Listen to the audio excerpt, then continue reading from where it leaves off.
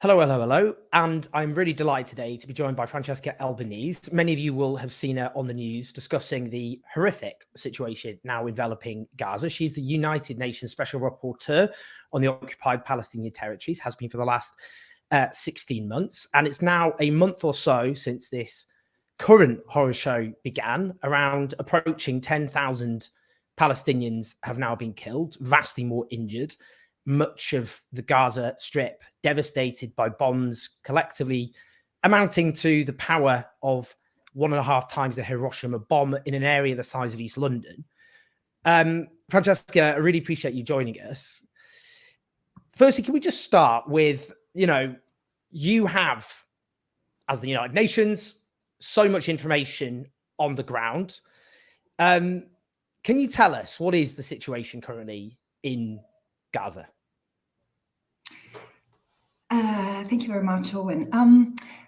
I've said since the very beginning, and it doesn't change in terms of qualification, it changed in terms of gravity and intensity. I've said that what I've seen unfolding in Gaza since the very first week of, after the 7th of October, it's a catastrophe of epic proportions, and I've qualified it. It's a humanitarian and political catastrophe, but I also think it's a legal catastrophe, because this is where international law is clamorously failing everyone, both the Palestinians, but also the Israelis, because both people deserve peace. And what's happening right now, what's unfolding in Israel and the occupied Palestinian territory, and unfortunately, I'm afraid the region is absolutely not conducive to peace and stability. When you say we're talking about illegal, so let's talk about that. War crimes. What are the war crimes being committed? So war crimes, we often hear bandied around, but that's actually a legally precise term. So what do we mean by war crimes?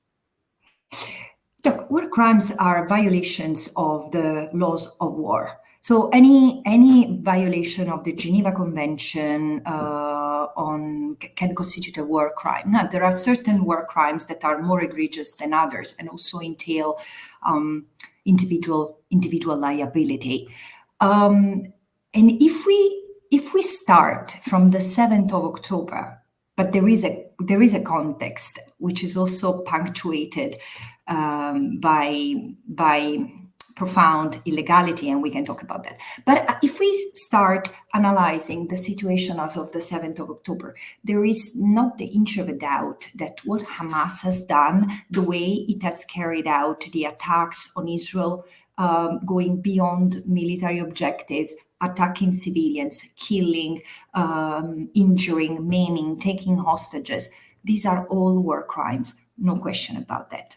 At the same time, the response that Israel has given also entails profound illegality, and there are two different issues that we should consider. On the one hand, has the response that Israel given can the response that Israel has given be considered lawful, and if so, is the response as it has unfolded been legal? So the first question is, did Israel have the right to self-defense? Of course, common sense, who would say no? Israel has the right to protect itself, to defend itself. In colloquial terms, yes, we all agree. But Israel has invoked the right of self-defense under the UN Charter, under Article 51 of the UN Charter, which is a very precise and specific meaning. And it's the right to legitimately use force, military force. In other words, it's the right to wage a war. Did Israel have that right? No, for a number of reasons, but particularly because the threat doesn't emanate from a state as such. And by the way, the doctrine and international law concerning the law of self-defense is that the threat or the attack should emanate from a state, not an armed group within a state. However, even if there was such a threat emanating from the state, this is an entity that Israel occupies. Israel is the occupying power in the Gaza Strip, in the West Bank, in East Jerusalem. So it cannot act against one part of the territory as if it was a hostile entity. as it does and then waging war against it. It has happened 5 times before and it was all wrong. So this is the general concept. But even if there was the right of self-defense, it should have been used to repel the attack, because this is what protection means. It should have given an answer, a response in terms of law enforcement. And instead, it has waged a war, which has also violated basic principles of distinction. Civilians cannot be targeted, cannot be indiscriminately targeted. The principle of proportionality, each military action must be justified by a specific military necessity. And then we can also analyze what does it mean in practice, Owen, but also the principle of precaution. You take all measures to avoid harm to the civilian population or damage to civilian objects, and especially protected objects like hospitals and schools. Well, since the 7th of October, we have witnessed the carpet bombing of a 360 square kilometer piece of land, highly crowded because 2.2 million people live there. Half of them are children. And there has been the total confusion. These people had nowhere to go, and there has been heavy bombing from north to south with evacuation order amidst bombing, and the tightening of the blockade. There was already an unlawful blockade. There has been so for 16 years. And during this period, Israel has further tightened the blockade, preventing medicines, food, water, and other essential supplies like fuel from entering. This is so very serious. So yes, these are war crimes. And to an extent, some of these crimes might also amount to crimes against humanity when there is the intention to harm. For example, intentional starvation is a crime against humanity, or intentional extermination, killing 400. Accepting, risking to kill 400 people in Jabalia camp because there is one military commander. It's pretty serious. It can be extermination. Again, I'm telling you what are the legal categories. Of course, there should be a proper investigation. So we have had heinous crimes on the one hand and heinous crimes of abysmal proportion on the other hand, in a context where, frankly, the response should have been another one because the multilateral system has failed. So international law has failed to prevent crimes, and the multilateral system has failed too because the UN have been completely put aside. If there was, for example, a hypothetical war crimes tribunal, in an ideal world, there would be. Though, of course, for example, Israel hasn't signed up to the International Criminal Court. But just, for example, imagine there was. What I find striking about this is all, you wouldn't need to go through secret documents because of the rhetoric of Israeli leaders is so blatant. So when Benjamin Netanyahu quotes a biblical passage about Amalek, which calls for the murder of all men, women, children, and animals, when you get calls to turn Gaza into a city of tents with no buildings remaining, when the defense minister says we will eliminate everything, that we're fighting human animals, where multiple leading politicians have spoken in overtly hideous ways. And, I've read about Rwanda and the rhetoric that was deployed, including in media outlets. That, they're not subtle. There's no subtlety here, is there?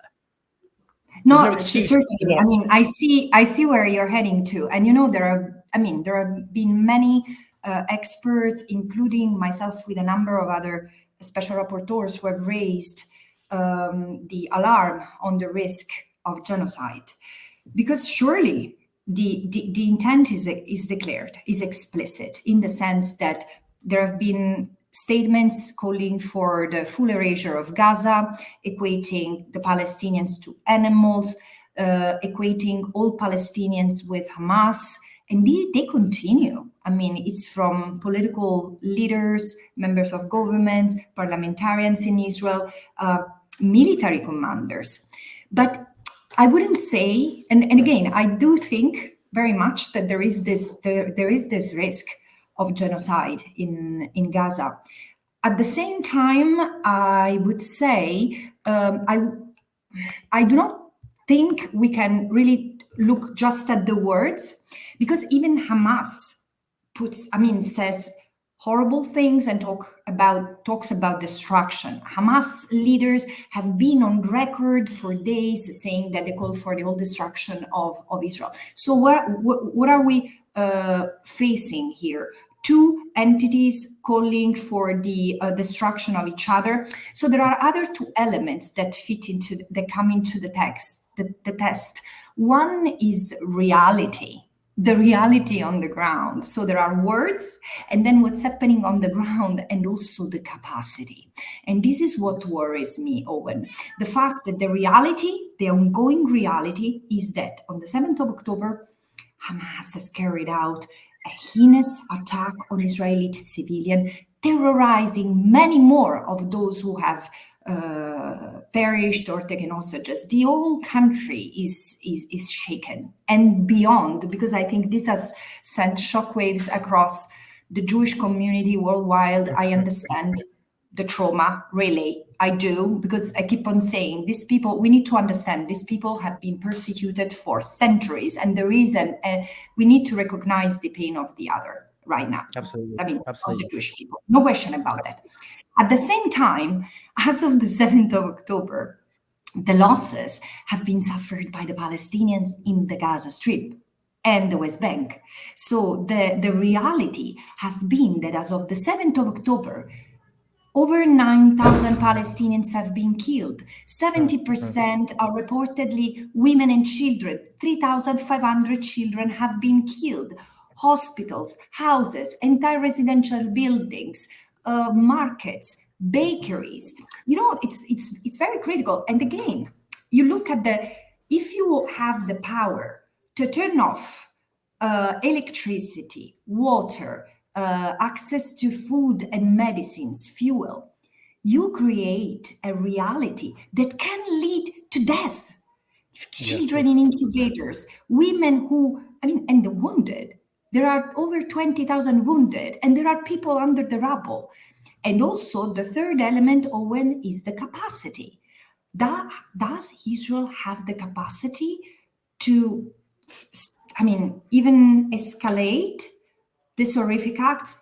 Militarily, it does. And the critical thing is that international community, instead of calming down, acting to de-escalate, no, it's fostering the spirits. It's giving even more weapons to Israel, which is shocking.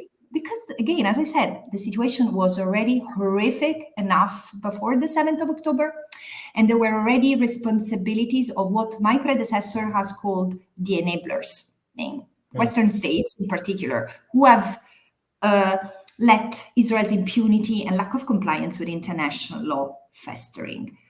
So instead of calling again for a multilateral response, we ensure a protective presence. We ensure that the UN monitoring the Gaza Strip helps demilitarize the Hamas. This could have been a legitimate military target, but not eradicating Hamas as if it was, Hamas is a political reality. How do you eradicate a political reality that has been supported by Israel until a few months ago?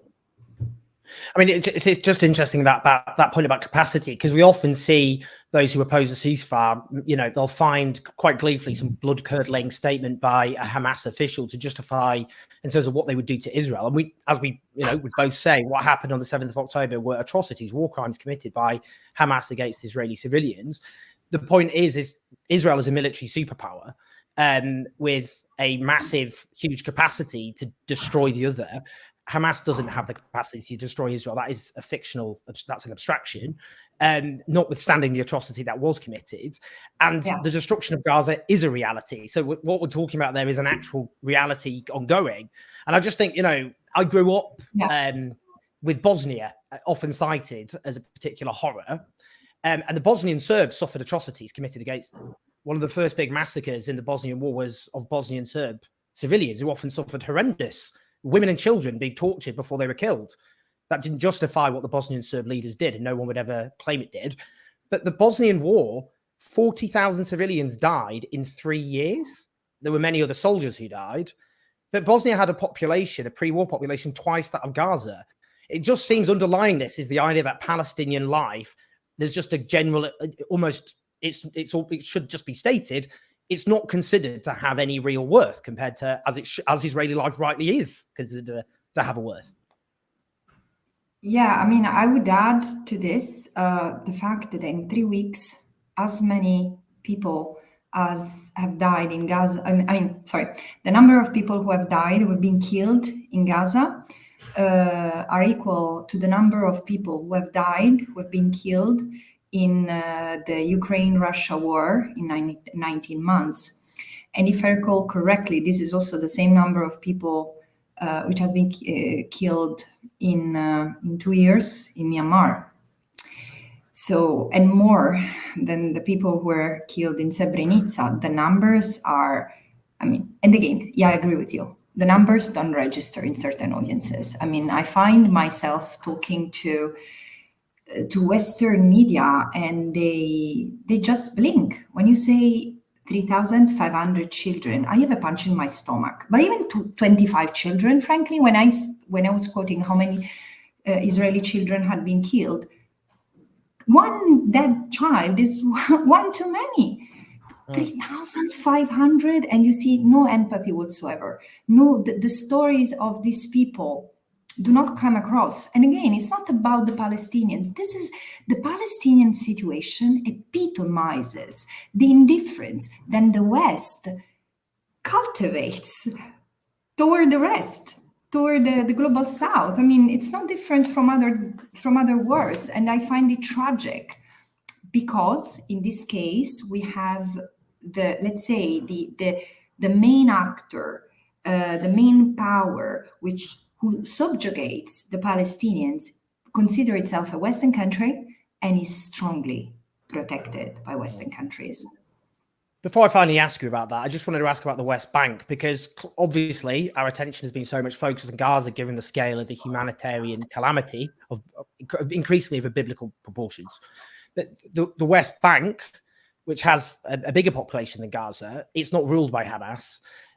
What's going on in the West Bank at the moment? Yeah, there are a few interesting things, and then I would like to talk about what has been my assessment from the very beginning, beyond war crimes, genocides, the risk of genocides, etc. I do think we should understand the design, the plan behind what is happening, because there is a continuity, Owen, between what's going on in the Gaza Strip and in the West Bank. In the West Bank, as of the 7th of October, violence, the situation was already very violent, because 460 Palestinians had been killed and 60 Israelis had been killed in the entire occupied Palestinian territory since I became a mandate holder. So in 16 months. 460 is a huge number. Many of them had been killed at the hand of soldiers and in violent armed settlers. So it was very bad already. But what has happened as of the 7th of October is that settler escalation has gone up. Various Israeli ministers have armed the settlers and individuals, calling for, deal with the Arabs. Basically, this is the message, as you deem necessary. And there have been 120 people killed. 30 of them are children.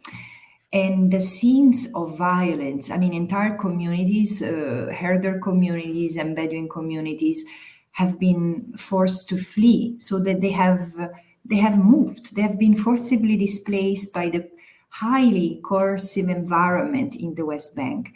But also there have been very disturbing images that have come out from the West Bank, scenes of soldiers amassing men and I don't know the age group, but some seem to be younger, stripping them naked, subjecting them to very distressing, humiliating practices. Really, when I saw these scenes that have been confirmed by Israeli organizations, and I've not shared because they are too graphics. It's not up to me, but it's really serious. It warrants an investigation, because these have reminded me scenes of Abu Ghraib that kind of cruelty, that kind of sadism.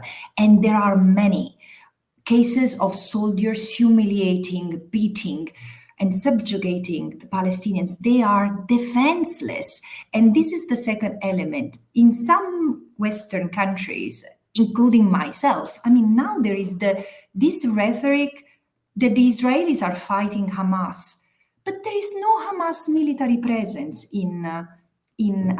there has been a revival of armed resistance, because this is what an oppression generates. And frankly, resistance under international law is not the resistance to an oppressive regime, to apartheid, is not illegal. Of course, it needs to follow, to be legal, it needs to also follow certain rules of international law, not targeting civilians. But frankly, an armed group fighting the army is not per se illegal. So the rhetoric right now is that there are Hamas fighters, and Israelis in illegal colonies have to be given weapons to defend themselves, which is false. The colonies have always been there illegally, and the only way to protect them should be removing them. So this is the reality. And yeah, as you say, I agree with you. There is not much attention to this. Certainly nowhere near enough attention as there should be. Just finally then, I mean, you've touched upon this a lot throughout, but we often hear from Western leaders things, I guess, often apparently platitudinous references to things like a rules-based world order, international law. We heard that a lot after Vladimir Putin's invasion of Ukraine, which was correctly widely condemned, including the atrocities associated with it.